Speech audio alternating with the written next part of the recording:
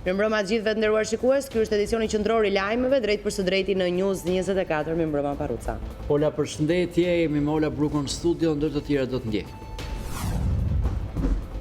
Moti i keq ka përfshirë gjithë Shqipërinë, shirat që kanë vijuar gjithë ditën kanë shkaktuar përmbytje dhe në disa zona banesat janë në ujë. Është dashur ndërhyrja e ushtrisë me helikopter për evakuimin e banorëve në Derven, Murqinë e Mallkuç. Një ambulancë është aksidentuar sot në Milodh dhe përpasoi humbi jetën një 42 vjeçar nga Burreli, i cili shoqëronte për në spital nënën e sëmur. Kryeministri Edi Rama u ka dhënë përgjigje akuzave lidhur me përmbytjen e autostradës Tiranë-Durrës një natë më parë. Kreu i qeverisë quajti qesharake akuzat se kanalizimet u bllokuan për shkak të palmave. Rama tha se në atë rrugë është ndërhyrë drejt për drejt në rrjetin e shkarkimeve dhe përgjegjësitë janë institucionale, civile e penale. Prandaj ka paremëruar se askush nuk do të falet dhe do të shkojnë deri në ndjekje penale. Pas përmbytjeve të djeshme në autostradën Tiranë-Durrës, qarkullimi filloi vetëm pasdite, por pasojat për bizneset pranë saj janë të rënda. Qytetarë e biznesmen debatuan sot me ministrin Xhafaj. Një pjesë e qytetarëve të Tiranës do të përballet me mungesë të ujit të pijshëm për shkak të turbullimit të bovillës nga rreshtet e shiut. Bashkia e Tiranës ka marrë masa për furnizimin me bote të spitaleve dhe po monitoron situatën në terren. Me qindra të burgosur që janë përmbyllje të dënimeve të tyre, nuk do të mund të përfitojnë nga amnistia e fundvitit. Ministre e Drejtësisë ka vendosur të mos hap dyert e hekurta për askënd. Ndërpritet operacioni i shpëtimit për nëndecën argjentinase, e cila u zhduk 2 javë më parë. Marina argjentinase ka bërë të ditur se nuk është gjetur ende asnjë gjurmë nga nëndecja me 44 persona në bord.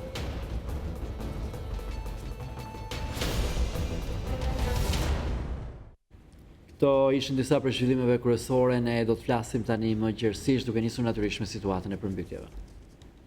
Policia ka njoftuar se rreth orës 15:10 është marrë njoftim se në Milodh ka një aksident. Menjëherë në vendngjarje kanë mbërritur shërbimet policore që kanë konstatuar se ambulanca e Burrelit me targa AA 948DH me drejtues shtetastin QB, ku brenda ka patur drejtuesin e mjetit, një të sëmur dhe një shtetas tjetër që shoqëronte të sëmurin, ka humbur kontrollin e përpasoj është përplasur lehtë me mjetin me targa BG A006, si dhe më pas ka dal nga rruga duke u përplasur me një grumbull inertesh dhe u përpasoj ka humbur jetën në rrugës kur po transportohej për në spitalin e traumës, drejtuesi i të sëmurës, shtetasi AD 42 vjeç. Nga mjeti tjetër me targa nuk ka të lënduar në njerëz, vetëm dëmet e lehta materiale. Drejtuesi i ambulancës është shoqëruar në komisariatin e policisë Kurbin për veprime të mëtejshme. Grupi hetimor në bashkëpunim me prokurorin e rrethit gjyqësor Kurbin ndodhen në vendngjarje dhe po punojnë për zbardhjen e plot të shkaqeve të këtij aksidenti.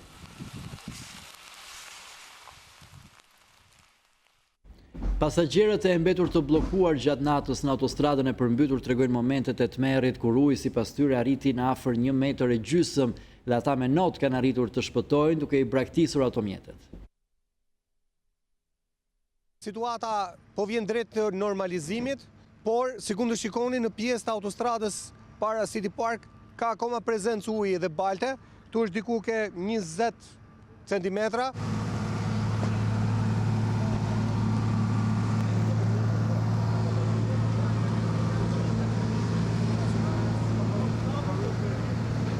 E kam dhi këtu edhe ka qenë eskavatorë këto miqtu që në kohën që ishte ujti deri këtu ke gjuni, kërkum ndihmë të na hapshin, këtu nuk e hapshin. A eskavatorët ishin të shtetit apo ishin privat? Janë privat, në vlla privat, ai shkreti normal që do shpëtonte magazinat, jo jetët e njerëzve. Zjarfikset nuk hapshin kolonat që ujti lëvizte, kështu që përfundoi që u mush me ujë dhe gjithë ngecën kishte plaka, miziri kemi nxjerrë më darkë. Kemi dalë me not. I la makina tu, detyruar me ik, kush është tregues gjutë, shkojnë në për hotel. Sa ishte niveli ujit? Niveli ujit ka qenë direkt e xhamat e bencit. Ka hyrë mren, ja shikoj mren. Më tepër valla 1 metër është tu. 1,30 m. 1,30 m. Po për ne çuna të ria atje se lëvizin po pleq kalamaj që kishte nëpër makina tu çaj tu bërtit mram. Mundohen me bë pallate, jo me bë rrugë. Të kesh frikë mes qytetit Tiranës, çan pastaj nëpër male s'ka rrugë. Ata s'kan male nëpër qytet akoma. Kishte fëmijë më thatë, kishte fëmijë, kishte të më Ka shumë. pas e vlla plaka, kanë dalja 6-7 plaka duke i nxjerrë me zor këtej. Nga po vini? Nga Durrësi. Nga Durrësi po ishte në Tiranë, po. Gjeti me njëherë kush? Direkt në nga ty këtu. Nuk ishim as drejt më u kthy mrapsh. Me hik pak me hap trafiku. U ka mush punë për gjysore i orë, dha që du myt gjithë rrot. Se në fillim nuk u kuptu, se avash, hajtë se trafik do shblokohet.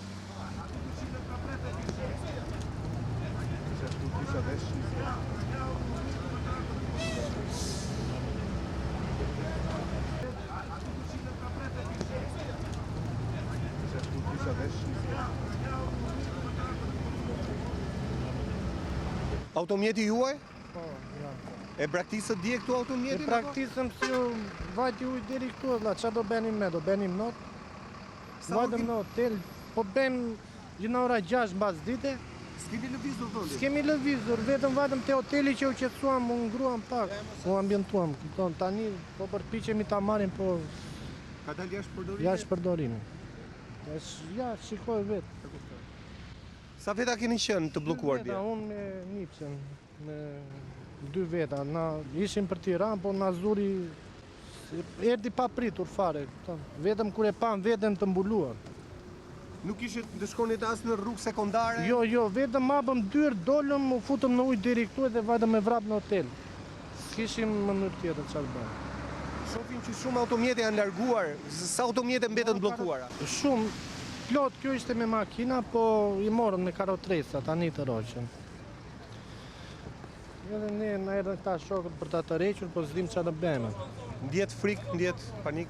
Po normale, ja, dokumenta tani morën, se u tuan fare, qa ishte kjo, here parë që na ndodhi.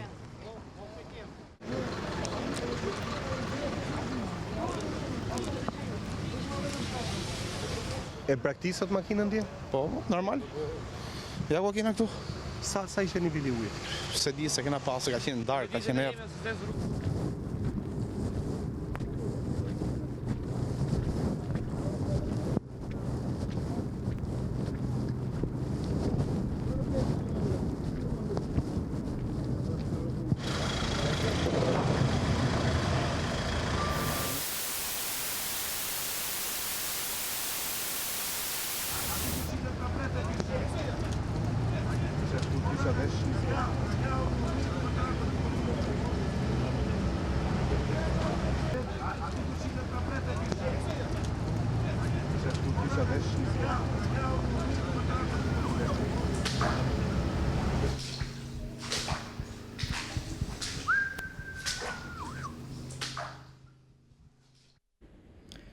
Ndërkohë do të shkojmë tani në një lidhje të drejtë për drejtë me kolegun Enrik Mehmeti në Pallatin e Sportit në Vlorë, duket se është ngritur e gjithë infrastruktura e nevojshme për të pritur të gjithë të evakuarit që do të mund të sillen atje dhe që preken nga dalja e Vjosës nga shtrati. Do të lidhemi me kolegun Mehmeti për të mësuar nëse ka apo jo njerëz të mbërritur atje dhe sa mund të pres ky pallat, pra Pallati i Sportit në Vlorë. Enrik, mirëmbrëma. Mirëmbrëma, në fakt pritej që të kishte një numër të madh të qytetarëve që mund të shkonin në Pallatin e Sportit, që mbi 1000 persona, por duket se edhe pse është sugjeruar që të gjithë banorët e fshatrave, të 6 fshatrave, duke nisur nga Fitoria dhe fshatra të tjerë për Shqip Bishanin, të cilët janë në varësi të zonës së Novoselës, të largoheshin, por shumica e tyre kanë preferuar që të qëndrojnë në shtëpitë e tyre, por edhe në katët e dyre të shtëpive. Ka qenë vetëm një numër i vogël i qytetarëve të cilët kanë zgjedhur dhe kanë nisur akomotimin e tyre pranë të afërmve. Sa është numri deri tani? Së pak deri tani kemi rreth 25 familje të cilat janë larguar nga banesat e tyre, por nuk e kanë zgjedhur ende Pallatin e Sportit, edhe pse tashmë është bërë dhe janë marrë masat që të vendosen krevat, në shtresa dhe gjithçka tjetër e nevojshme për të pritur një fluks të qytetarëve. Por nga ana tjetër, siç thash pak më parë, qytetarët kanë zgjedhur deri në këtë moment që të kalojnë ose në katët e dyta ose të afërm të tyre, por tek tuk mund të ketë edhe nga ata që kanë marrë masat duke vendosur sas me rër në banesat e tyre. qytetarët kanë marrë sinjalizim nga efektivët e policisë, ishte kryesisht policia kufitar me policinë e rendit, ajo që mori detyrën për të bërë njoftimin derë më derë për të gjithë banorët e këtyre zonave, por më pas edhe pavarësisht këtij njoftimi vetë i druan edhe vetë qytetarët në një vjedhje të mundshme, në një problemi të mundshëm i cili mund të haset gjatë kësaj situate. Pam edhe kryetarin e Bashkisë së Vlorës në ambientet e Pallatit të Sportit, të shohim edhe këta krevat portativ, pra duket se gjithçka është gati për të pritur në mënyrë të shpejtë edhe emergjente qytetarët që do të kenë nevojë. Po ky është një urdhër zyrtar, është një urdhër qeveritar, e kam fjalën, apo kjo është një infrastrukturë ngritur e nrik për të përballuar një situatë të momentit, kështu të shpejtë? Pra është me detyrim edhe njerë, është me detyrim që banorët të largohen prej banesave të tyre, të evakohen pra edhe të sillen këtu për shkak të rrezikut që mund t'i kanoset? Po, ky është një vendim i dalë pas një mbledhje të shtabit emergjencës i cili u zhvillua në Novosel, ku i pranishëm ishte edhe ministri Damian Gjiknuri, ku pas një mbledhje emergjente u vendos që të gjithë banorët e 6 fshatrave që janë afërsi të lumit të largoheshin nga banesat e tyre për shkak të rrezikut që i kanose. Kjo lidhur edhe me prurjet e mëdha të lumit të Vjos, i cili e ka prejardhjen duke nisur nga Greqia, Gjirokastra, Tepelena dhe Merat, ku rreshet janë në mënyrë të mund të them të pandalshme, kanë vijuar dhe po vijojnë edhe në momentet që flasim, edhe pse në orët e pasdites niveli i Vjosit nuk është rritur me një intensitet të lartë siç ishte deri në orën 15, por situata duket që është disi me zbutur, por edhe pse është kjo lloj situate që ne e themi në thonjza e përmirësuar, duket se në orët e natës pritet të jetë ai që është parashikuar si rreziku i madh. Për ta arsye është vendosur që të bësh edhe evakuimi të gjithë këtyre banorëve, madje dhe prefekti Flamur Mamaj, i cili ka qenë të bashkë me kryetarin Dritan Lelje Pat dhe në Pallatin e Sportit gjatë gjithë kohës në terren, janë shprehur se mund të ketë edhe raste ku rreziku mund të jetë tepër i madh që familje të cilat mund të gjenden në banesën e tyre të evakuohen forcërisht. Pra një masë që mund të merren nga ana e shtabit emergjencës. Për sa i përket edhe pikës tjetër e cila është vënë nga gatishmëri konvikti i shkollës industriale, i cili është në një farë mënyrë disi më i vogël dhe mund të presë një numër të vogël qytetarësh, ai ka pasur disa familje të cilat janë dërguar nga ana e kësaj zone. E qartë, faleminderit Enrik Mehmeti për informacionet e përcjella në studio. Faleminderit Iva. Ndërkohë që Vlora bëhet gati pra për të pritur të evakuar të mundshëm në ambiente publike, duke se deri tani gjithë kanë gjetur zgjidhjet e tyre private për situatën. Shohim pak si është situata në terren në brigjet e lumit Vjosës, ku duket se është arritur pika kritike, niveli kritik pra i Vjosës. Të shohim nëse do të ketë atje kalim të shtratit apo jo, po situata duket pikërisht në limitet e saj. Ne do të lidhemi me Ervis Kuçin për të parë situatën reale. Përshëndetje Ervis. Përshëndetje. Ata për sa i përket fierit zonës së Vjosës në Fier, situata është problematike, por për momentin prurjet nuk është se kanë rreshtur, por nuk është se po vinë me intensitet të lartë. Që pas orës 18:30 minuta atë kur ishte përcaktuar që intensiteti i rreshjeve do të ishte edhe më i lartë dhe përpasoj edhe prurjet më të mëdha, është vënë re që niveli në lumin Vjos nuk është se është rritur më shumë se kuotat. Kjo do të thotë që për momentin kuotat e lumit Vjos vijojnë të jenë në parametra jo normal, por jo në parametra që lumi të dali nga shtrati. Për gjatë gjithë ditës së sotme ne kemi parë nga afër situatën në terren. Situata ka qenë problematike, ndërkaq që banorët i bërë thirrje shpeshherë që të largojnë gjën e gjallë, të spustojnë gjithçka munden në kapet e dyta të banesave të tyre, ndërkaq që shumë banorë kanë bërë, por kanë hezituar të largohen nga banesat, edhe për faktin pasi kanë pritur nëse lumi do të dalë nga shtrati apo jo. Gjatë orëve të vona të pasdites në terren ka qenë edhe kryetari i parlamentit zoti Gramuz Ruci, shoqëruar nga krye bashkisë së Fierit, Armando Subashi, prefekti i qarkut Fier, si dhe administrator të ministrive vendore në Fier, që ka parë nga afër situatën në disa fshatra, në Ferras dhe në Mifol, aty ku paraqitet edhe situata më problematike, ka që është takuar me banorë të kësaj zone. Edhe thirrja e zotit Ruçi, ashtu si edhe kryeministrit Rama, më parë ka qenë ajo që jeta e qytetarëve është më e rëndësishme, andaj dhe ata duhet marrin masa për të bashkëpunuar me forcat e ushtrisë që ndodhen në terren, por edhe me shtabin e emergjencës që ka pothuajse prej 2 ditësh në terren për t'u larguar gjithmonë në rast se lumi del nga shtrati. Dhe në këto momente që flasim, situata e lumit Vjos është në të njëjtën kohë, pothuajse prej një ore pak, dhe nuk e dim nëse do të ketë një dalje të lumit nga shtrati apo jo. Por gjithsesi situata është emergjente dhe gjitha grupet janë në terren.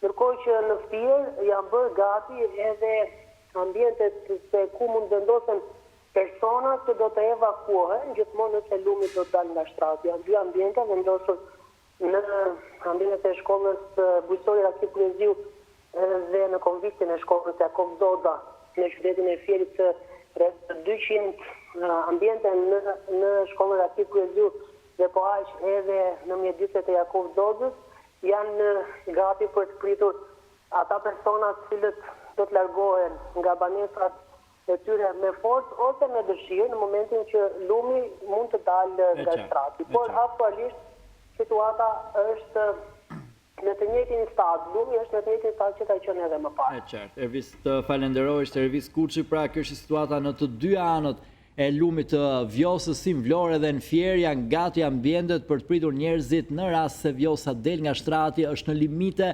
ende nuk ka dal nga shtrati në këto momente që flasim. Kryeministri Edi Rama u ka dhënë përgjigje akuzave lidhur me përmbytjen e autostradës Tiranë-Durrës një natë më parë. Kreu i qeverisë i quajti qesharake akuzat se kanalizimet u bllokuan për shkak të palmave. Rama tha se në atë rrugë është ndërhyrë drejt për drejt në rrjetin e shkarkimeve dhe përgjegjësitë janë institucionale, civile e penale, ndaj ka paralajmëruar se askush nuk do të falet dhe do të shkojë në ndjekje penale. Ajo përmbytje aty ka disa shkaqe tjera, do të shkojmë deri në fund përgjegjësive, administrative, civile, penale, pasi aty është ndërhyrë drejt për drejt në rrjetin e shkarkimeve. Qoftë duke ndërtuar balere, qoftë duke improvizuar forma shkarkimesh që sjellin pastaj këto pasoja. Të gjithë mbajmë mend, të paktën ne që jemi këtu 2015-ën, ku rreshjet me sa duket ishin jo po kaq, po më pak se kaq, dhe na kujtohen pamjet dramatike të 24 orëve para me përmbytye që nga zemra e qyteteve si Vlora, Fieri, Tursi apo edhe me përmbytjet të mëshme të lumit Tiranës, ndërkohë që me më shumë rreshje se sa 2015 këto deri tani nuk ka ndodhur. Kjo ka arsyet e veta, është bërë një punë kolosale për të pastruar kanale, për të hapur rrugë për ujërat dhe për të sistemuar po ashtu argjinatura. Është bërë një punë absolutisht jetike duke investuar në hidrovore, gjë që sjell që hidrovoret sot t'jenë si asnjëherë më parë nga dishmëri plot.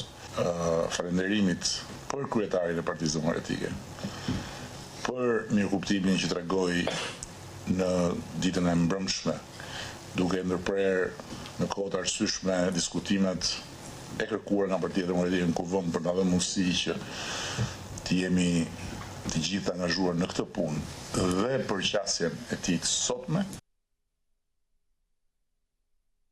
Ministri i Brendshëm Fatmir Xhafaj përplaset me banorët e përmbytur në autostradën Tiranë-Durrës. Banorët dhe pronarët e bizneseve përgjatë autostradës janë hakryer ministrit Xhafaj me pretendimin se askush nuk ka shkuar për t'i ndihmuar. Të prekurit nga përmbytjet në zonën përgjatë autostradës Tiranë-Durrës përplasen me Fatmir Xhafajin. Çfarë do bëjmë neve? Do bëjmë dikat. Një sekondë. Do ndolën dikat, ne çfarë do bëjmë? Përmbyt 3 metra ujë me mbrapa. Ministri i Brendshëm zbriti në teren për të inspektuar situatën, por përveç tmerrit që i pan syt, Xhafaj u gjen në lumin e akuzave të forta që vinin prej banorëve. Shumë ankoheshin se policia su kishte ardhur në ndihmë, ndërsa njëri prej tyre shpërtheu në lot, kur rrëfeu se shtëpia ishte përmbytur 7 herë. Edhe 7 vite radhës. Ku jeni ç'bën? Këtu në Gjokaj, tek mbikalimi aty poshtë. Vesh flasësh me bashkinë tash? Kam folur me bashkinë vit për vit. Edhe asnjë gjë. Vit për vit unë duhet ndroj mobilet, duhet ndroj çdo gjë në shtëpi. Është puno për ndroj mobilet. Urdhësh janë mbytur më mos zotëri, a beson apo s'beson?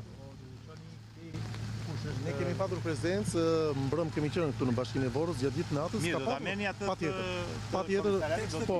Nuk ka qenë asnjë. Deri në orën 2. Po kujt i ke thënë? Bashkia ka se nuk mund ta marrin me morrin. Mirë, policia nuk ditë njërin telefon më. 12-ës. Nuk ka dalë, ka qenë 16.497 telefonata. Mbrëm të administruara nga ne. Çfarë ta mundu zoti? Edhe një, mirë. Hajde.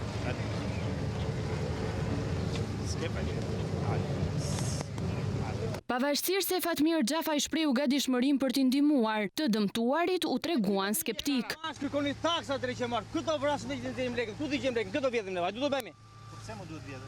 Po çfarë do bëjmë? Ku dëgjojmë more? Bllokon llogari, bllokon të gjitha. Ku do vëdoni shkretëre? Ku do përmbytëm? Vetëm mbyta. Rreshtet e dendura të 24 orëve të fundit shkaktuan përmbytje masive në zonë, si asnjëherë më parë autostrada Tiranë-Durrës u shndërrua në një lum të rrëmbyeshëm, duke marrë gjithçka përpara. Dhjetra qytetarë u rrezikuan, pasi makinat e tyre u zhytën në ujë, sikurse jo pak ndërtesa e biznese u shkatëruan. Vërshimi i ujit në pak minuta ka gjetur në befasi me qindra familje në fshatrat e Fushkrujës. Mesnata ka shënuar kulmin, kur ujrat përmbytën familjet dhe izoluan fshatrat që ndodhen pranë aeroportit të Rinasit. News24 ndoqi evakuimin e banorëve që ndodheshin në katet e dyta të shtëpive, ndërsa nuk mungoi as ndihma për një vajzë 9 vjeçare, para dhe tetraplegjike e cila u shpëtua nga forcat e emergjencave civile.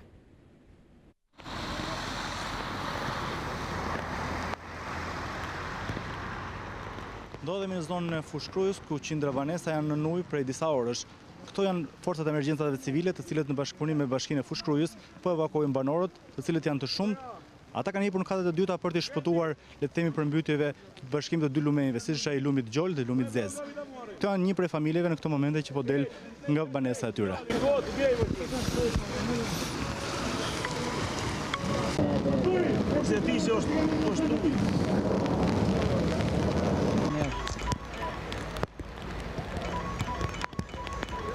Ambulancë zërvura. Ta marrin makinë vetë të qenë të ujë.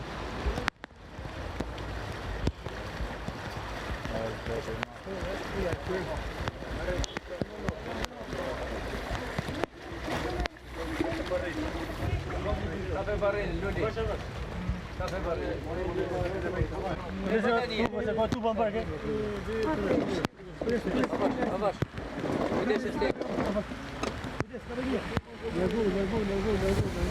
Jena mundu të majmë ngroft gjatë kohës, them se mi. Ndërse, çfarë probleme shëndetësore ka valë?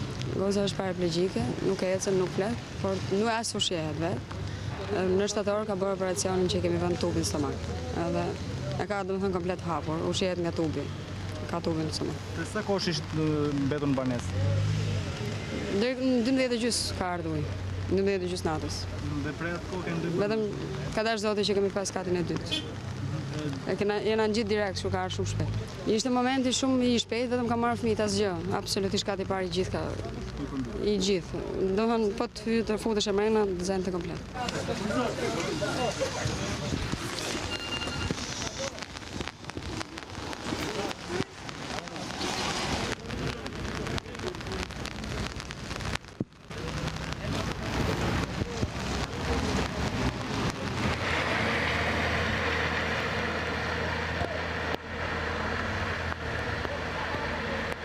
Gjova zhuëm, bërë jetë më rrugët edhe dollën dhe i talë, dhe unë kështë pas fillu ujti duke dalë. Nëzirë makinën, 50 metra, 100 metra më rrugët këtu, ku këthejmë me nëzirë njerëzit, ujti më bërës. Ka dhe ujti punë 20 minutë që kam lu. Dhe çfarë ora ka qenë ku ka vëshuar ujë madh? Vëshuar ujë madh ka qenë masosh 12. 11 e gjysmë 12. Po ka parë pak nivel, jo? A nivelin të ka nivel 2 metra. I metra ka nivelin 1 metër. Ka qenë Ndodhemi në fshatin Hasan të Fushkrujës ku dëmet duken qartë në këtë familje. Është familja e Bashkim Gjokës. Do të shohim brenda se çfarë ka ndodhur nga vështrimet e ujit mbrëmjen e dieshme. Si është situata juaj dhe kur e ndjet ujin? O djalë, mu më ka ardhë bombë. 72 vjeç burr, si mërëm nuk më ka rastit një herë kja punë. Familjen time ka ardhë rreth 1 metër ujë. Në shtëpi e mren, e 1 metër shtëpia 2 metra. 2 metra mbi nivelin e tokës o këtu. Nuk më ka meta si sen me jetu. Frigorifer, lavatrice, bufe, shifni ju, divana, karrike, njën e tjetër nuk kam asnjë gjë. Unë i dërzu, në pensionist i dërzu, pas si mram nuk më ka bo vaki një herë. Kom prit, kom bajt edhe njës familje tjerë mram. Dhe fëmijët vogël, një mush, ka net nosje këto me ne mram, ka 2 ditën, nëse s'kishën ku më shku, ka 3. Na një mojnë tjetim në këtë ditë si karmet. Tjetim në shif një gjithë.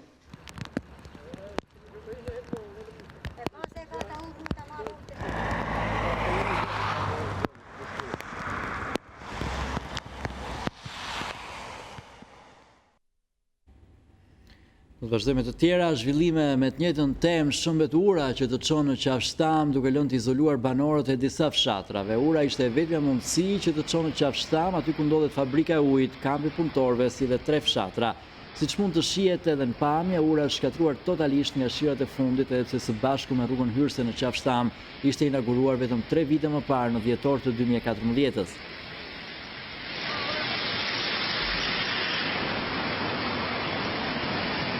Ura nuk i ka rezistuar prurjeve të projit duke u shembur totalisht. Banorët denoncojnë këtë situatë dhe apelojnë për ndërhyrjet menjëhershme pasi kanë mbetur të izoluar.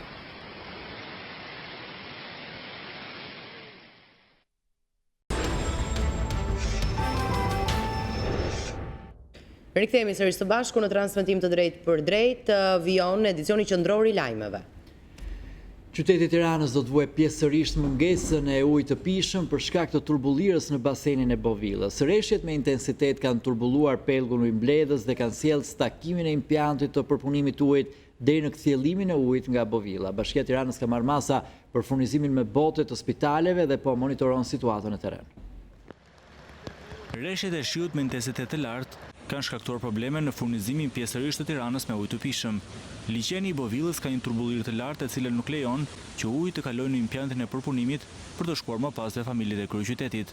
Ndaj për këtë Bashkia e Tiranës dhe ujësillës kanalizimet njoftuan për stakimin e impiantit të Bovillës deri në një moment të dytë. Këtë e konfirmoi edhe nënkryetari i Bashkisë së Tiranës gjatë një lidhje telefonike për News24. Ujat me brull të madh që kanë ardhur drejt liçenit kanë turbulluar në një nivel shumë të lartë ujin. Kapaciteti jon për musliman për të përpunuar ujë për ta bërë të pijshëm në këtë momente është e bllokuar. Ne shpresojmë që rënja e rreshjeve në orën vim të sjellë rënjen e volumit të ujit që futet në liçen dhe përjedhoj ujë që fillojë dekantoj dhe të ketë mundësi të rifillojmë hapjen e pikës së përpunimit. Teksa moti parashikohet të vijojë të përkeqësohet dhe rreshjet të jenë konstante me ritëm të lartë, Bashkia e Tiranës ka marrë masa për furnizimin e qytetarëve nga linja dytësore të qytetit, por për Arbian Maznikun, nëse Bovilla nuk do të ketë përmirësim, një pjesë e qytetit mund të mbetet deri në 40 tetor pa ujë. Në qoftë se situata do të vijojë me këto ritme, rrezikojmë që të kemi 24 orë të qytetarësh që një pjesë e qytetit të mos furnizohet me ujë në oraret e rregullta. Në orët e vim, të kursejnë ujin e pijshëm, ka pasur furnizim me ujë gjatë natës së djeshme, të kursejnë sa të munden ujin e pijshëm dhe që kemi mundësi të përballojmë situatën e mundshme me mungesë uji në orët e vim. Jashtë funksioni kanë dalë dhe stacionet e pompimit të Bërxullit dhe Laknasit për shkak të ndërprerjeve të energjisë. Ndërkohë këtë ka marrë masa për furnizimin me autobote të institucioneve të rëndësisë veçantë, si spitalet, për të mos u ndërprerë shërbimi nga mungesa e ujit. Situata paraqitet problematike edhe në Fushkruj, ku është qartë tërësisht asfalti në urën e Dros përgjatë aksit Fushkruj Milot. Ura lidh 4 qytete, Fushkrujën, Mamurasin, Laçin dhe Milotin, por është bërë tashmë e pakalueshme. Prurjet e shumta kanë bërë që lumi Derven të dalë nga shtrati, duke përmbytur rreth 1500 familje. Mësohet se niveli i ujit në Derven ka arritur në 2 metra, ndërsa banorët e zonave përreth bëjnë apel për ndihmë. Lidhemi me Prend Çotën për të marrë më shumë informacion. Prend, përshëndetje, mirë mbrëma, cila është situata? Përshëndetje. Situata në qytetin e Poshtues është kjo. Lumi zezë është tërhequr nga shtrati edhe përpasoi edhe një pjesë e madhe e sasirave të ujit të mbetura në për rrugë dhe në për dyqane. Por vazhdon të jetë i pranishëm sasira ujë në për lagje për arsye të mureve ndarkë, për arsye të kuotës që rruga për shembull është më e lartë dhe s'kan ngakullojnë, por si të qytet po shkon drejt përmirësimit. Kjo përmbytje domethënë kalon pas lutës, dëmtime serioze, por si të qytet drejt përmirësimit. Ndërsa në fshatrat e rrethit të Kryes, siç kemi përmendur, siç janë Bilaj, Morqin, Mallkuç, Hasan, Urrëgjoles, Larushk, Luz, Borizan, Derven, Grams, Miliskaj, e ndaj fshat tjetër që s'po të përmendim, situata vazhdon të jetë e papërmirësuar pothuajse, pasi sipërfaqe të tëra me qindra hektar ndodhen në ujë. Por duke parë rrezikun që i kanosës e banorët, si të thushë, nuk e duan gjardin fare për të përmbytjen në ara, pasi kanë qenë në një rrezik serioz për jetën. Nga fshati Morqin janë evakuuar të gjithë familjet që janë rrezikuar seriozisht nga përmbytjet, por ndërhyrja e forcave të emergjencës ka qenë në mjaft vonesë, pasi ato kanë pritur me orë të tëra në ujë. Ato janë larguar në stafën e tyre që e kanë shtëpinë në Kodra, ndërsa kryefamiljarët një pjesë e tyre nuk kanë pranuar të largohen për arsye të sigurisë së banesave të tyre. Po ashtu edhe nga fshati Mallkuç në zonën fushore të përmbytur, të gjithë ato familje janë evakuar nga zona. Ndërsa situata më problematike ndodhet në fshatin Gotull të Kurbinit, ku sipërfaqe të pamata janë në pushtetin e plot të ujit, edhe me qindra bagti janë të mbytura dhe të humbura pasi i ka përfshirë lumi përpara. Edhe ndoj banesë që është rreziku, ose evaku. Kaq është situata deri tani, ndërsa për atë shembin e urës mbi lumin Ndro, ajo natyrisht nuk ka çibonjeri, ajo nuk mund të riparohet vetëm kur ndërtohet e re, dhe për kaq kohë ai aks rrugor nuk mund të funksionojë derisa të ndërtohet një urë e re. Që si që kemi thonë, dhe shëm nga prurit e lumit Ndro, që është një pru mador me një gërsi të jashtëzakonshme. Ndërsa fshatrat e Malësisë Kryes vazhdojnë të ngelen të bllokuara, qoftë nga shembja e një ure e inauguruar para 3-4 vjetësh, domethënë si rezultat i punim me cilësi tepër të dobët të firmës, pasi ajo ka pas vazhdimisht probleme, shembe të rrugës, shembe dherash, domethënë një punë në shumë cilësi të dobët, edhe po ashtu dherat vazhdojnë të bien bashkë me gur në rrugë edhe është e bllokuar në disa pika. Paktën 5 fshatra të zonës Malësisë Kryes vazhdojnë të mbeten të bllokuara. E qartë, 5 fshatra të bllokuar. Faleminderit Prend për rollësit që përsollët në studio. Faleminderit.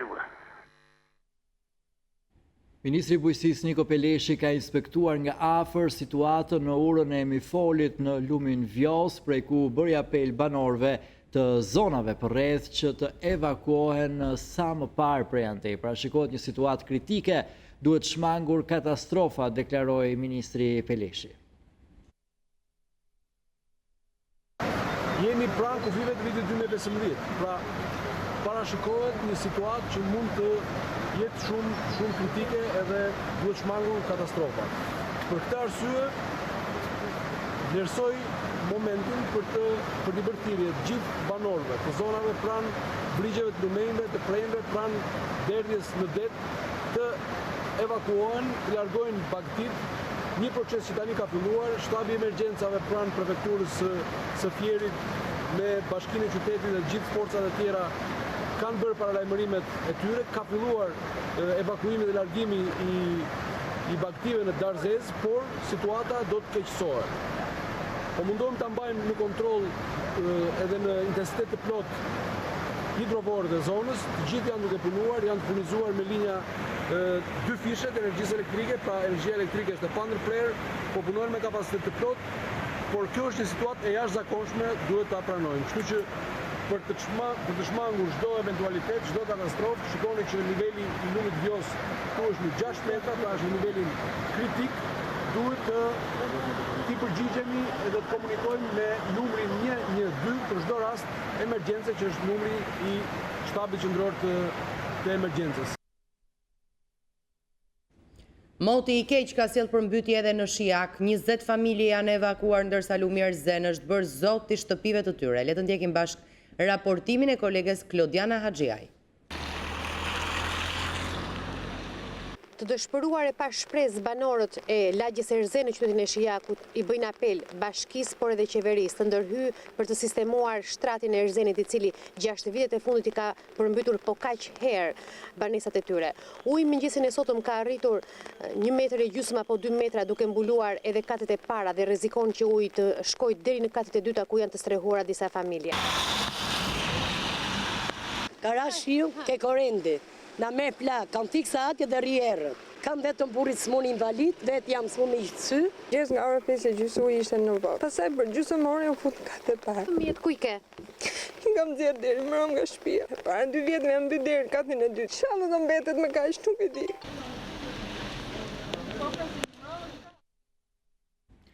Një zonë e prekur nga përmbytjet është edhe Kavaja. Bashkia e Kavajës ka marrë disa masa për zhvendosjen e banorëve, duke u siguruar ambientet posaçme për qëndrimin e tyre. Në të njëjtën kohë, siç njofton përmes një postimi në Facebook, kreu i Bashkisë së Kavajës Isa Sakja, janë marrë masa edhe për shpërndarjen e mjeteve të nevojshme për ato familje që kanë pësuar dëme më të lehta. Bashkia e Kavajës ka angazhuar në terren të gjitha mjetet dhe punonësit e bashkisë, të cilët që prej ditës së djeshme po marrin masa për t'u ardhur në ndihmë banorëve. Bashkia vën në dispozicion edhe numrat e emergjencës civile ku banorët mund të kërkojnë ndihmë, përkatësisht në numrin 069 20 30 316, si dhe numrin e zjarr fikses 128 ose 069 25 86 141.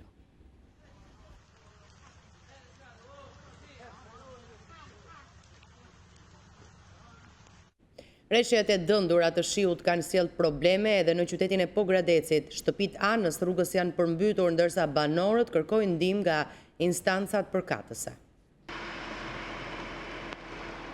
Rreshjet e dëndura të shiut kanë sjellë probleme edhe në qytetin e Pogradecit. Shtëpitë ndodhura në anë të rrugës në hyrje të Pogradecit janë përmbytur. Ndërsa banorët u bëjnë thirrje instancave përkatëse t'u vinë në ndihmë. Banorët thonë se situata është e vështirë dhe askush nuk po mban përgjegjësi për ta dhe për gjën e gjallë që ata kanë. Jemi në situatë të keqe. Ujtë na ka hyrë brenda edhe u mbyt më. Pse si pastrojnë kanalet kështu po na lejnë kështu neve? Si do bëhet halli tonë? Duan mi rruzikë dhe kështu. Ç'bëhet kështu? To mbytemi neve tashia? Ka qeveri apo s'ka qeveri? S'ka ku të verë më keq se ka. U mbyt më ka që më duhet të natës. Ngritë gjatën më parti, pastaj që pas kanal asë. Për si jasë, si që shimë. A si t'ja bëjmë një. A siri s'ka erdu që si e kini halët. Ndërkohë, pas evakuimit të 2 familjeve në Devoll dhe Kolonj, prefekti i Korçës ka shprehur gatishmërinë e tij dhe të instancave të tjera përkatëse për t'u ardhur në ndihmë banorëve. Momentalisht situata në qytetin e Korçës nuk është problematike. Situata në Lushnjë është nën kontroll, nuk raportohet për banesa të përmbytura. Atje në ujë janë rreth 20 hektar tokë, megjithatë në vendin e quajtur Çezma e ëmbël në fushën e Tërbufit, e cila ndodhet 2 metra në nivelin e detit. Hidrovori i Tërbufit po funksionon normalisht duke larguar ujin drejt detit.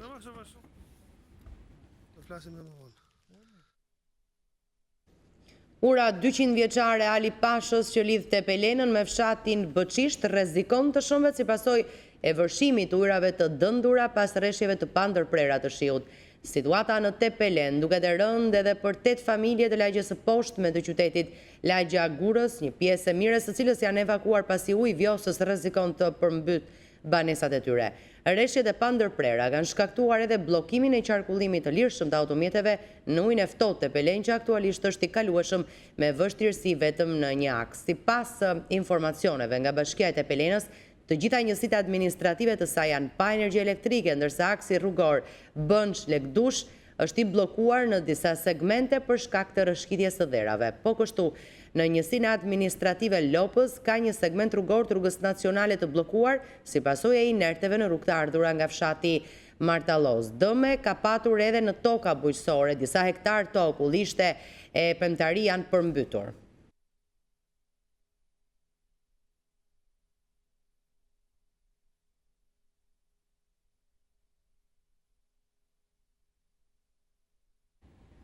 Do të lidhemi tani me Brikena Mejta, gazetaren tonë Gjirokastër. Aty kemi raportuar më herët për shëmbjen e çatisë një shtëpie në Gjirokastër, po ndërkohë mësohet se ka bllokim sërish në aksin e ujit ftohtë Tepelen, pra Tepelen Gjirokastër. Brikena, përshëndetje.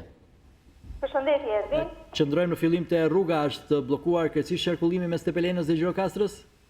Për momentin vazhdon që të jetë e bllokuar qarkullimi i aksit Tepelen Gjirokastër, pasi ka patur rëshqitje derash në rrugë pikërisht në ujin e ftohtë Tepelen, megjithatë po punohet nga Bashkia e Tepelenës për të hapur sërish këtë segment rrugor, i cili në fakt është bllokuar disa herë gjatë ditës pikërisht për shkak të rëshqitjes së derave. Aktualisht kemi një dobësim të rreshjeve dhe shpresojmë edhe në një dobësim të prurjeve, njëkohësisht si nga Përrenjt, ashtu edhe në Lumejnë, dhe ndoshta që do të sjellë edhe një përmirësim të situatës qoftë në segmentet rrugore, qoftë edhe pasaj në të gjitha rreziqet që sjellin edhe prurjet e shumta të Lumejnëve. Megjithatë, kjo ditë ka qenë ngarkuar në problematika edhe në dëme. Një prej tyre ka qenë edhe banesa e Kalajve, që ndodhet në një prej lagjeve muze të qytetit të Gjirokastrës, pikërisht në lagjen Pazari i Vjetër. Është një banesë, një shtëpi monument kulture e kategorisë 2, së cilës i është shëmbur çatia pas rreshjeve të dëndura 24 orësh në fakt. Megjithatë, duhet të theksojmë që banesa ka qenë e pabanuar dhe daktisur prej vitesh tashmë, dhe kjo është në fakt është një praktikë e njohur në Gjirokastër për shkak të pronarëve të shumë të cilët nuk bien dakordsi për t'i restauruar këto lloj banesash, të cilat sillin edhe rënimin e tyre. Ndoshta mund të ketë edhe banesa të tjera të kësaj, të cilat ndodhen në këtë lloj gjendje, pra banesa monumente kulture të braktisura nga pronarët e tyre që mund të kenë të njëjtin fat si banesa e Kalajve, e cila ditën e sotme ka humbur çatinë e saj, por mbetet për të parë nga afër ditën e nesërme se sa të shumta do të jenë dëmet. Ne do të shkojmë nesër aty për ta parë më nga afër. Deri në këto momente informacionet që kemi janë që është shëmbur çatia e kësaj banese. Gjithashtu ka patur probleme edhe në shkollat e qarkut Gjirokastër. Për të filluar me Bashkinë Gjirokastër kemi Gjimnazin Asim Zeneli, që është gjimnazi më i madh në qytetin e Gjirokastrës dhe që ndodhet edhe ky në një lagje muze, i cili është përmbytur ditën e sotme. Kati i parë, por uji ka hyrë edhe në katin e dytë të saj dhe probleme lagështie dhe përmbytje ka patur në një pjesë të mirë të shkollave në të gjithë qarkun e Gjirokastrës. Kemi 10 shkolla nëpërmjet të cilat kanë patur problematika, kemi edhe në Tepelen gjithashtu, por theksohet nga Drejtoria Arsimore e Gjirokastrës që pothuajse për të gjitha ato shkolla problematikat kanë qenë të evidentuara edhe më herët, që me rreshjet më të para të këto shkolla do të kishin probleme me lagështirat, por duke qenë se nuk është marrë asnjë mas, edhe pa patur rreshjet të kësaj shkalle, problemet në shkolla do të ishin dhe do të jenë evidente dhe shqetësuese edhe në momentin që nxënësit do të rikthehen në shkolla.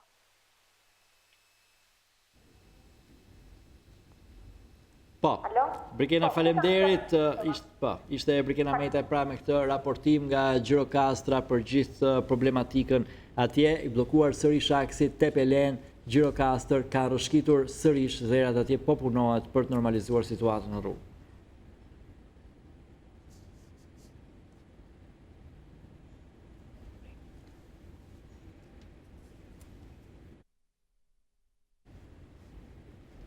Pas pezullimit të fluturimeve këtë të enjte për shkak të motit të keq, aeroporti vetëm në Shqipëri ka rinisur fluturimet.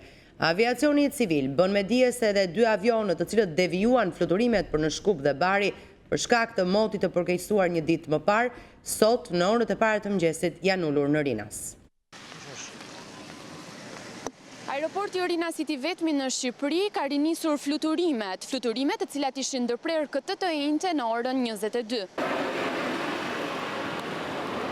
Shkak i ndërprerjes të fluturimeve ka qenë moti i keq i cili ka përfshirë të gjithë vendin.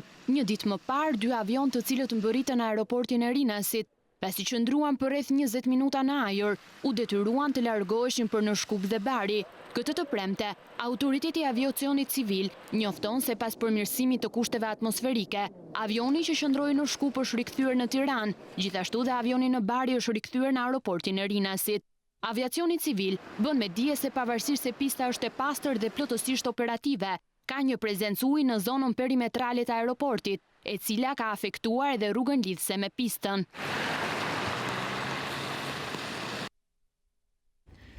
Do t'jemi dhe njerë me Ervis Kuçin në Fier për të parë sërish situatën atje në qarkun e Fierit, pra ku vëmendja natyrisht është e përqendruar më shumë në brigjet e lumit të Vjosa. Ervis, përshëndetje sërish. Atëherë, në lidhje telefonike që kemi pas me kryetarin e bashkisë së Fierit dhe kryeadministratorin në këtë bashkë, zotin Florian Muça, e thonë dje se zona e Kashishtit është më rrezikuar aktualisht, bazuar kjo në prurjet që raportohen në pjesën e Memaliaj. Shtati i emergjencave ka marrë masat me njerëzshme për të lajmëruar banorët derë më derë për t'u evakuuar, ndërkohë që policia ka dalë edhe me megafon në gjithë të zonë për t'i bërë thirrje banorëve që të largohen. Edhe një Ervis, cila ishte zona? Në zonën e Kashishtit. Kashishtit. Është zonë që shtet në brigjet e lumit Vjos, ndërkohë që e njëjta gjë duke u bërë edhe në zonën e Terrasit. Aktualisht lumi Vjos është në 7 metra dhe nëse kalon në 7.3 metra është ajo që mund të mbyten edhe banesat. Në këtë fazë përmbyten tokat bujqësore të cilat ndodhen për gjatë brigjeve të këtij lumi. E qartë. Pra po bën thirrje aty me megafon dhe policia është duke u kërkuar banorëve të largohen me njerë. Akoma nuk ishin evakuar ata deri tani. Deri tani nuk ishin evakuar sepse prurjet në lumin Vjos pak a shumë ishin të njëjtat, nuk ishte një rritje, ndërkohë që siç raportohet në pjesën e Memaliajt, rreshjet dhe prurjet janë më të mëdha, çka do të thotë se brenda pak orësh uji mund të vijë pikërisht në zonën e Kashishtit dhe në zonën e Terrasit. Në fakt që ka vazhduar, rreshtet kanë vazhduar të rënda dhe në gjithë zonën ujëmbledhëse të Vjosës, edhe Matan Kufirit në Greqi, pra, kështu që me siguri që prurjet do të vazhdojnë të vinë. Për këtë fakt edhe është bërë thirrje dhe është duke u punuar me intensitet lartë në terren që banorët të ndërgjegjësohen që duhet largohen nga banesat e tyre, pasi përmbytja ndoshta është e pa evitueshme, por për të marrë edhe masa paraprake për të evituar në këtë mënyrë edhe ndonjë tragedi të mundshme. E qartë, Ervis, falenderoj, rikthehet rreziku pra në brigjet e Vjosës, vetëm pak më parë në folëm me Ervis Kuçin dhe ai tha që situata është në limit, pra uji është në limit, por nuk ka dalë nga shtrati, por tani e dëgjoni njoftimet që vijnë nga më lart rrjedhës së lumit, nga Memalia, është thënë që prurjet janë të mëdhaja dhe në brigjet e Vjosës pranë në Grykderit dhe së saj, pra janë bërë gati të gjithë për të pasur ndoshta dalje nga shtrati të lumit Vjosa. Në Kashish policia po bën thirrje me megafon banorëve që të lënë shtëpitë e tyre menjëherë për t'u evakuar në zona më të sigurta. Situatë e vështirë duket se mbi Zotron në Cerrik janë evakuar 20 familje, argjinatura e Shkumbinit është dëmtuar si pasojë e shirave të shumtë. Lidhe me Fatmir Popen për të mësuar situatën më të fundit atje. Fatmir, mirëmbrëma.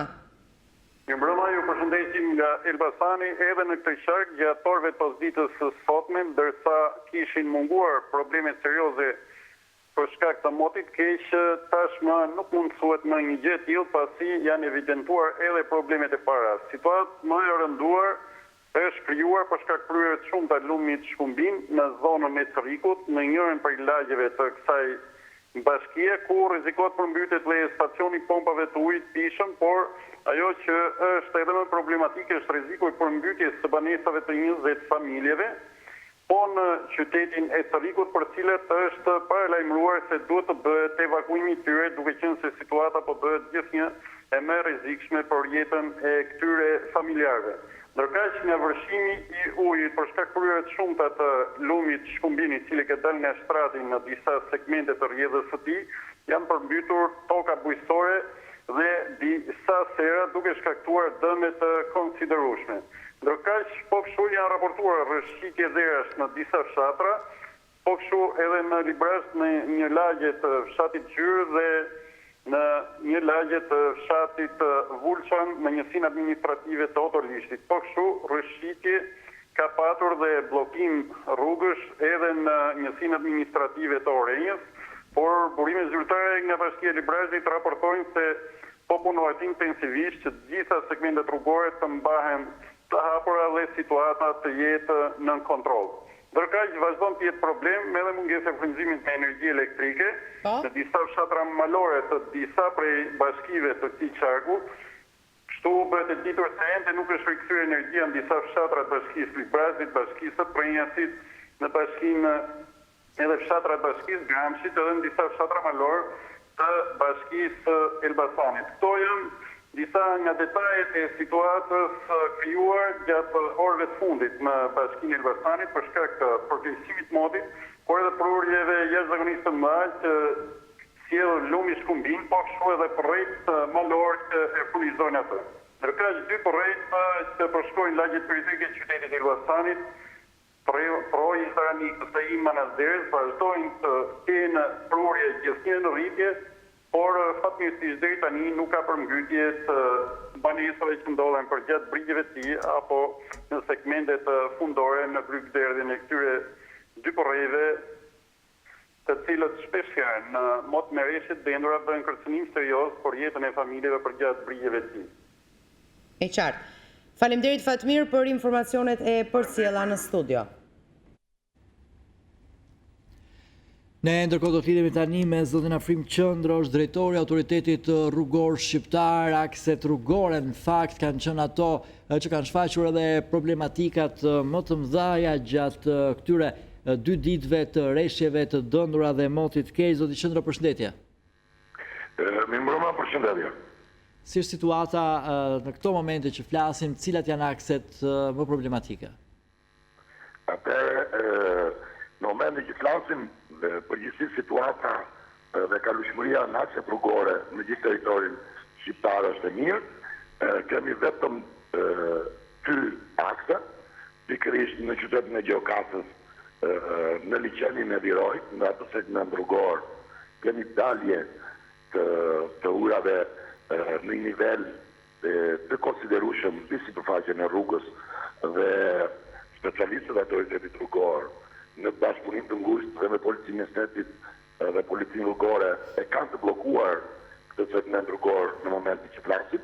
Pra Gjirokastër Tepelen është e bllokuar. Po flasim për aksin Gjirokastër Tepelen në segmentin e Virojt është i bllokuar në moment.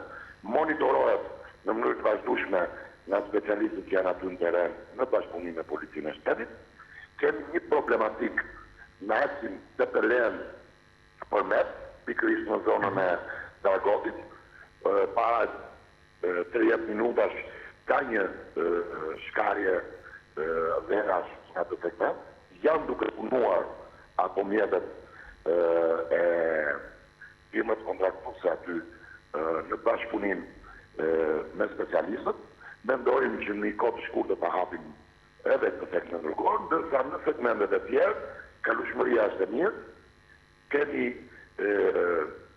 pak ujë në sipërfaqen e rrugës në aksin Laç-Lesh, por kalueshmëria është normale, ka sinjalistikën e nevojshme dhe ka mbikëqyrjen e vazhdueshme të policisë rrugore.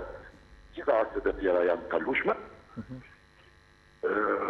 Situata në këtë moment e quhet. Në autoriteti rrugor është bërë një organizim me gjithë stafin, janë gati gjithë specialistë në punët të autoritetit rrugor të 3 territorive rajonale të Shkodrës, Tiranës dhe Gjirokastës që janë në terren. Janë ngritur grupe pune që monitorojnë 24 orë 24 të gjithë situatën. Është për të përmendur në fakt edhe për të falendëruar të gjithë kontraktorët të cilët janë përgjigjur pozitivisht gjithë kësaj situate. Në terren gjatë ditës sot me ka pasur 650 punëtorë dhe afërsisht 250 mjete makineri të cilat kanë punuar në gjithë territorin e Shqipërisë. Po, aktualisht për zonën më problematike, pra që është aksi Tepelen Gjirokastër, që nuk është thjesht kaq, është aksi që lidh Shqipërinë me portën kryesore në Greqi, me Kakavion. Ka mundësi çfarë të bëhet atje, është viroj i cili ka kaluar, ka dalë pra nga rrjedha, mund të bëhet gjë apo do pritet thjesht që tulet niveli ujrave? Ne jemi duke e monitoruar. Është shumë e rëndësishme jepa e qytetarëve dhe e përdoruesve të automjeteve. Në momentin që ne do jemi të sigurt dhe plotësisht të bindur që kalueshmëria është e sigurt, duke marrë parasysh faktorin e orëve të vona të natës, në atë moment do ndërhyjmë.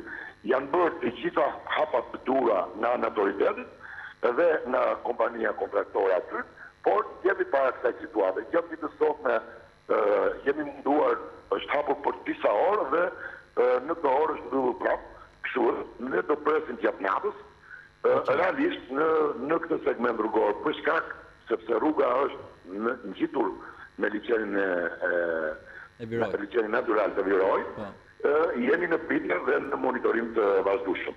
Pra për momentin drejtuesit e mjeteve ta evitojnë të pelen Gjirokastër. Drejtuesit e mjeteve ta evitojnë, ne jemi si autoritet rrugor pjesë e stafit të përgjithshëm të emergjencave, ne raportojmë dhe ka raportim online në media për lajmërimin e qytetarëve, dorimin e piaksi gjatorëve që ne kemi nxjerrë të lajmërim. Kështu që ne jemi në pritje edhe në monitorim të situatës. Duhet të nënvizoj edhe diçka tjetër, që ne kemi marrë masat me kompanitë kontraktore në të gjitha zonat e veriut dhe verilindjes, që janë akse në të cilat mundet të fillojnë rreshet të borës, janë marrë gjitha masat në ato mjete me gjendjen e depozitimin e kripës në toase dhe jemi të përgatitur dhe të gatshëm për ta përballuar edhe një situatë në qoftë mund të ndodhë. Zoti Qendror, më falenderoj që gjetët kohën për këtë lidhje telefonike, ju uroj fat gjatorëve të natës. Faleminderit shumë dhe ju faleminderit edhe për gjithë informacionin edhe gjithë punën e bërë nga juve gjatë gjithë natës. Jenë në aksit Tiranë Kashan. Faleminderit. Faleminderit. Kreu i emergjencave civile Shemsi Prençi në një bisedë telefonike me News24 tha se situata në juglindje dhe verilindje do të përkeqësohet duke krahasuar atë me situatën e vitit 2015.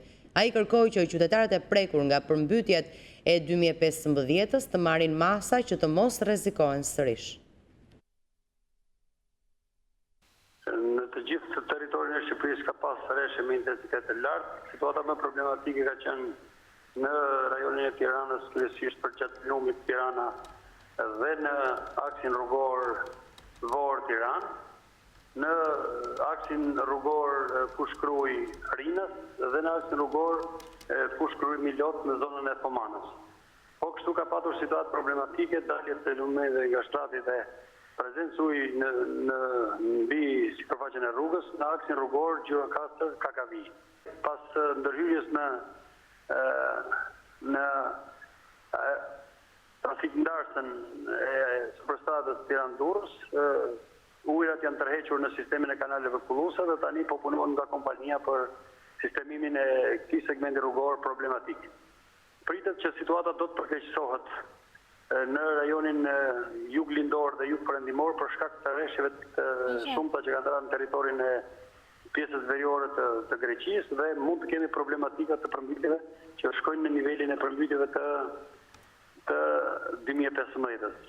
Është bërë thirrje e vazhdueshme edhe nëpërmjet rrugëve zyrtare, nëpërmjet prefektëve dhe kryetarëve të bashkive, që banorët që janë kërcënuar nga përmbytja 2015 duhet që të lënë banesat, po kështu të marrin në aktiv njerëzit dhe të largohen nga banesat, duke sistemuar në katët e dyta të gjithë pajisjet dhe orëndit që kanë në banesa. Brenda orës 16:00 këto rajonet duhet të braktisën nga qytetarët. Strukturat operacionale të ushtrisë dhe të policisë do të ekzekutojnë edhe evakuimet me forcë nëse ndonjë familje nuk do të pranojë dhe nuk do të zbatojë porositë që jepen nga strukturat operacionale dhe strukturat e informimit dhe të paralajmërimit për emergjencën e pritshme. E qartë, duke qenë se është shumë publiku që po na ndjek në këto momente, zoti Premçi, cilat janë akset që duhen evituar? Normalisht aksi rrugor i Thomanës duhet të evituar për të qarkullohet, aksi rrugor Fier Vlorë duhet të bëhet i kontrolluar nga policia. Rreshet e dendura të shiut kanë përfshirë edhe Shkupin dhe si pasojë një pjesë e lumit Vardar ka dalë nga shtrati pranë institucioneve shtetërore, njoftojnë mediat shqiptare në Maqedoni. Një pjesë e ndërtesave të institucioneve, siç është Muzeu Arkeologjik dhe Prokuroria Publike, janë përmbytur në pjesën e bodrumeve pasi ka depërtuar ujë atje nga rreshjet intensive. Ndërkohë, rreshjet e shiut kanë shkaktuar probleme gjithashtu edhe në rrugët e disa lagjeve të kryeqytetit. Në Çajir, për shembull, rrugët janë të mbushura me ujë duke shkaktuar kaos. Gjithashtu, rrjedhje të dendura shiu janë raportuar edhe në Mitrovic, por aktualisht situata është në kontroll.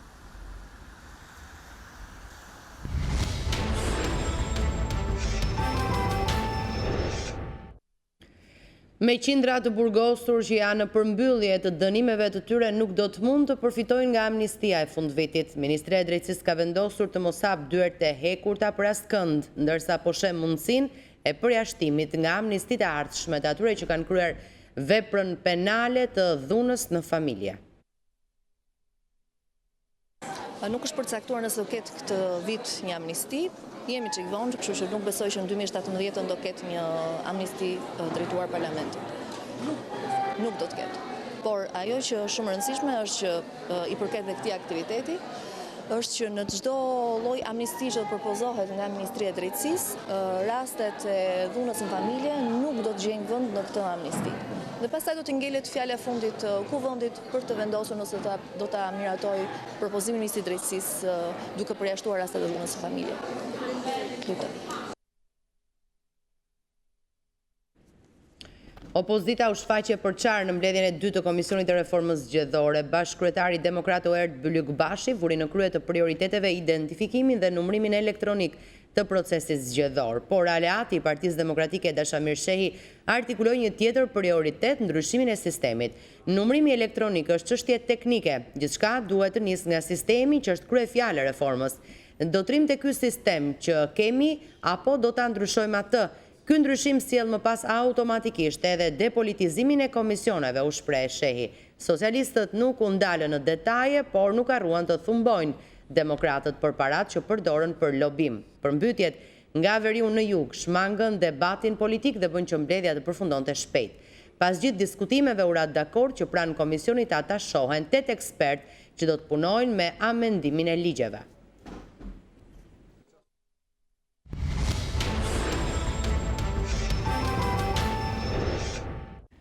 Gjykata e Apelit për krime të rënda rrëzon kërkesën e Mikel Shallarit për lirimin nga burgu. I dyshuari si ekzekutori kryekomisar Artan Cukut kërkoi ndryshimin e masës së sigurisë nga arrest me burg në një masë më të lehtë, pasi ai pretendon se ka përfunduar afati i paraburgimit.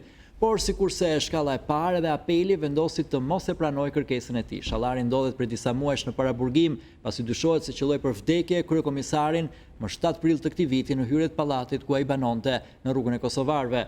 Sipas prokurorisë, vrasja mendohet ketë si motiv detyrën e Cukut në radhët e policisë së shtetit. Organi akuzës ka identifikuar dhe shpallur në kërkime edhe porositësin e krimit, si dhe ndihmësin e Shallarit, por asnjëri prej tyre nuk është arrestuar nga policia.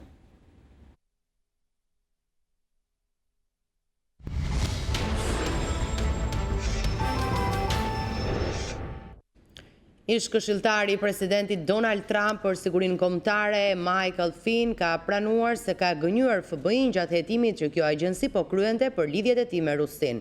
Gjykata pranoi deklaratën e Flynn dhe tashmë do të jetë pa nevojshme një seancë gjyqësore ndaj tij. Menjëherë pas seancës së sotme, Flynn përmes një deklarate shprehte keqardhjen për mashtrimin që i kishte bërë FBI-s. Ish këshilltari i lartë për sigurinë kombëtare i presidentit Donald Trump, Michael Flynn, ka pranuar se ka mashtruar FBI-n në muajin janar. Flynn u detyrua të dorëhiqej në muajin shkurt pasi gënjeu në lidhje me takimin me ambasadorin rus përpara se Trump të merrte zyrtarisht drejtimin e Shtëpisë së Bardhë. Akuzat janë ngritur nga prokurori special Robert Mueller si pjesë e hetimit të tij mbi ndërhyrjen e pretenduar ruse në zgjedhjet amerikane të vitit 2016. Flynn u pyet nëse dëshiron të pranojë fajësinë dhe ai u përgjigj shkurtimisht me një po. Gjykatësi i çështjes më pas u shpreh se pranoi deklaratën e tij, dhe se tashmë nuk do të ketë nevojë për një seancë gjyqësore ose apelim. Flynn është figura më lartë e administratës Trump deri më tani që akuzohet zyrtarisht nga hetimi Mueller. Flynn akuzohet se me dashje dhe vetdije ka bërë deklarata të rreme, fiktive dhe mashtruese. Do kthehemi sërish situatës së përmbytjeve, duke pasur në vëmendje situatën në qarkun e Gjirokastrës. Në linjë telefonike është deputeti Bledi Çurçi. Zoti Çurçi, përshëndetje. Përshëndetje. Si paraqet situata atje, kemi njoftime pra që është ndërprerë sërish qarkullimi në aksin Gjirokastër-Tepelen, problematikë është atje liçeni i Virojt dhe rrëshqitjet dheut. Po, është vërtet. Ky mbetet problemi i vetëm tani i madh, është prishur një pjesë e bordurës që është edhe si formë dige i liçenit Virojt dhe kjo ka bërë që të bëhet e pakalueshme kjo pjesë e rrugës. Dhe fatkeqësisht duhet presim derisa të jetë fuqia e ujit në mënyrë që të ndërhyjë për ta bërë të kalueshme. Kemi ndërruar që fshirat që se si do vinë ne nuk do kenë me intensitetin që ka pasur që në ishtje. Kështu që besoj se dhe niveli i Virojt edhe për shkak të valëve të shkarkimit që janë krijuar si pasojë e prishjes së kësaj bordurës, pritet bie. Po gjithsesi, është e pakalueshme dhe i bëhet thirrje edhe qytetarëve që ta kenë përmendje ta besojnë këtë situatë. Përsa i përket pjesës së segmentit rrugës ke liçeni Virojt. Pjesa që vështirësia që kishte në ujin e ftohtë, kur aqi mas e madhe dheu dhe kur tashmë është bërë kalueshme sepse forcat e emergjencës erdhën dhe pastruan dhe është thjesht e kalueshme atë pjesë. E qartë. Zoti Çuçi, ju falenderoj për këtë lidhje telefonike. Faleminderit. Faleminderit juve. E rëndësishme është kuptojmë tani se si do të shkojë situata, do të ketë apo jo oreshje të mëtejshme shiu, do të ketë një ndërprerje të tyre, do të dalë dielli nesër apo jo, le ta mësojmë përmes komunikimit ton të drejtë për drejtë me sinoptikanen Tanja Porja. Përshëndetje. Mirëmbrëma, Aula. Cila parashikohet të jetë situata në orët në vim gjatë natës edhe para ditës së nesërme? Nuk e di deri në ç'moment moment të ditës së nesërme mund t'i keni parashikime gjithashtu. Në fakt, edhe pak orë do të thosha deri në mesnatë kanë mbetur që rreshjet të vijojnë me intensitet mesatar dhe të lartë në zonat jugore. Gradualisht në mesnatë rreshjet me intensitet mesatar dhe të lartë lokalizohen vetëm në kufirin juglindor të territorit dhe pas mesnatës, diku nga ora 2-3 natës, presim që rreshjet të paksohen në pjesën më të madhe të jugut, madje pjesa jug perëndimore, pritet të ketë sasi të pakonsiderueshme rreshjesh. Më pas orët e para të mëngjesit dhe deri në mesditë, zonat jugore mbeten me vranësira dhe rreshje shumë të pakta, ndërsa pjesa tjetër e territorit, pra qendra dhe veriu, kanë rreshje pak më të konsiderueshme, po bëhet fjalë për sasi prej 5 deri në 8 milimetra, jo më shumë se kaq, pra janë rreshje të pak konsiderueshme krahasuar me sasinë e rreshjeve që kemi marrë gjatë këtyre 48 orëve. Ndërkohë, mesnatën e të shtunës dhe orët e para të së dielës kemi një fuqizim sërish të rreshjeve, por në zonat qendrore dhe veriore, ndërkohë që zonat jugore mbeten me rreshje të dobta. Ola, në fakt, edhe dita e diel, pra pjesa e parë mbetet pak problematike për sa i përket rreshjeve në qendër dhe në veri, nuk janë sasi të mëdha, por çdo milimetër që bie prish punë në këtë situatë që jemi. Megjithatë, pjesa e dytë së dielës dhe kryesisht dita e hënë sjell një stabilizim të kushteve të motit. Më pas, nga e marta dhe të pak deri të njëjtën, maj sa shohim neve, moti do të jetë kryesisht i kthjellës dhe rikthehen temperaturat e ulta në pjesën më të madhe të territorit shqiptar. Pra të mërkurën apo të njëjtën rikthehet dielli? Që të martën, në fakt, Që të martën. Po, në fakt, edhe gjatë ditës së nesërme të shtunë dhe të diel do kemi intervale të shkurtra me kthjellime në zonat jugore dhe qendrore, por janë intervale të shkurtra, pra disa minutëshe, ndërkohë që kthjellimet do jenë të dukshme të hënën, të martë, të mërkurën dhe të njëjtën. E qartë. Mund të them diçka në lidhje me temperaturat? Po. Pasi kemi pasur një rënje me 2-3 gradë të temperaturave gjatë ditës së sotme, krahasuar me një ditë më parë, ku temperaturat ishin shumë të larta se sa tipiket e muajit nëntor. Ndërkohë presim sërish të dielën edhe të hënë një rënje, më saktë edhe nesër dhe të dielën një rënje graduale, ndihet më shumë të hënë dhe më pas në momentin që kthjellohet moti, të martë të mërkurë të njëjtë, presim që termometri gjatorëve të mëngjesit të zbrez 3 apo 4 gradë nën zero, kjo në zonat malore. Në fakt presim edhe rreshje dëbore, në këtë momenti që flasim po bien rreshje të pakta dëbore në ekstremin verior të vendit, por janë larg zonave të banuara. Ndërkohë kemi një fuqizim të rreshjeve të dëborës gjatë mbrëmjes së të shtunës dhe orët e para të së dielës, kjo kryesisht në zona veriore dhe më pas në verilindje dhe zona shumë të izoluara, shumë të thella të lindjes së territorit. E qartë. Faleminderit shumë për informacionet e përcjella drejt për së drejti këtu në News 24. Faleminderit juve. Unë të mbar në vim. Ne kemi ardhur në fund të këtij edicioni informativ. Shikoni edhe lajmin e fundit me anë të fleshit informativ. Vjosa ka dal nga shtrati, pra ka ndodhur ajo që ishte parashikuar. Në Memalia ka ndodhur kjo, e tha Ervis Kuçi në lidhjen e tij që nga Memalia i vijnë lajme jo të mirë, prandaj në afërsitë grupderdhjes së Vjosës, pra në Fjerdhe, në Vlorë pranë Miforit, po bëhet thirrje njerëzve që të largohen nga shtëpitë, pasi ajo që vjen me Maliaj për pak orë do të shkoj në fund, pra në pjesën e ulësirës perëndimore, kështu që do të shohim se si do të evoluojë. Në Maliaj është përmbytur i njëjti lokal, shikojmë përmes fleshit informativ, që është përmbytur edhe në 2015-ën, po dalin parashikimet e zotit Prençi, se ndoshta do të kemi të bëjmë me një situatë të ngjashme me atë të 2015-ës. Situata e njëjtë me 2015-ën, pasi ajo ka qenë katastrofike, sidomos në pjesën e poshtme të Vjosës pranë grupderdhjes së saj. Po News 24 do t'jetë këtu me ju gjithkohës, grupet tona të xhirimit, gazetarët në gjithë Shqipërinë janë duke ndjekur nga afër hap pas hapi situatën për t'u përcjell juve në kohë reale. Ne ju falenderojmë për vëmendjen dhe ju ftojmë të klikoni në balkanweb.com, ndërkohë për t'u njohur me këto dhe shumë informacione të tjera nga vendi, rajoni dhe bota. Mund të shfletoni online gazetën shqiptare, të dëgjoni radion shqiptare dhe të na ndiqni me programacionin ton, mjafton të klikoni mbi live streaming që gjendet në balkanweb.com. Dhe që na ndoqët bashkë miru pafshim, vazhdoni të qëndroni me News 24. Natën e mirë.